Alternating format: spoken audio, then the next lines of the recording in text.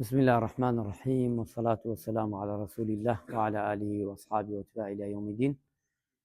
صلاة خواهی گەورەتان لێبێ ڕۆژوانێنی خۆشەویست، خواهی گەورە تاعات و عیبادەتتان قبولکە، ڕۆژوتان لێ وەرگێ، تەڕاویح و نوێژەکان و سەدەقە و خێری مانگی ڕەمەزانی پیرۆز لە هەر هەموومان ئینشاءالله تعالى وەرگێ و وڵاتمان پارێزێ لە بەڵاو و لە موسیبەت و لە شەڕ ئینشاءالله تعالى هەموو لایە مەحفوظ بن.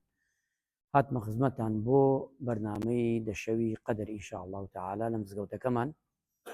ئەم شەو ئینشاءالله تعالى یەکەم شەوی قەدری پیرۆزە، ومێ دەکەم ئینشاءالله تعالى قەدری ئیمساڵ خوای گەورە بکاتە نەسیبی هەر هەموومان بە ئیزنی خوا.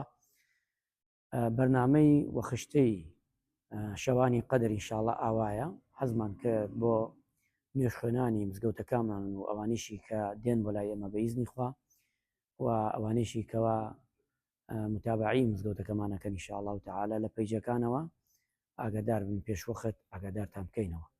ئینشاءالله تعالى ساعتی 12 مزگەوت دەکەینەوە، هەموو شەوێک ساعتی 12 ئینشاءالله مزگەوت دەکەینەوە، تر بۆی مسلمانان لە 12 بێن بۆ مزگەوت هەتا ساعتی 12:30 ئینشاءالله 4 کات نوێژ دەکەین، لە 12:30 لە 1:30 4 کات نوێژی تر دەکەین ئینشاءالله، و لە 2:30 ئینشاءالله 4 کاتی نوێژی تر دەکەین، و ئینشاءالله 3:04 بە ئیزنی خوا نوێژی وترەکەمان ئەکەین بۆ ئەوەی مسلمانان بگەڕێنەوە.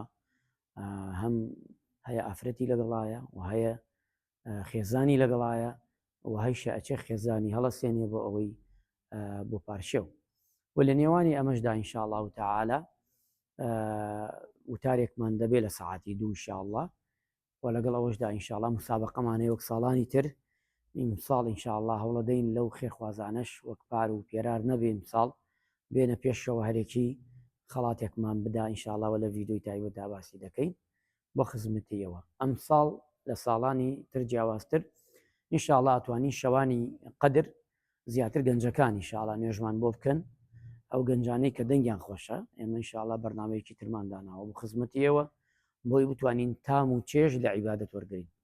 دوعای خێرمانەیە بۆ بەڕێستان، دوعامانش بۆ بکەن ئینشاءالله خوای گەورە لە ئێمە و لە ئێوەش قبوڵ بکە. والسلام عليكم ورحمة الله وبركاته.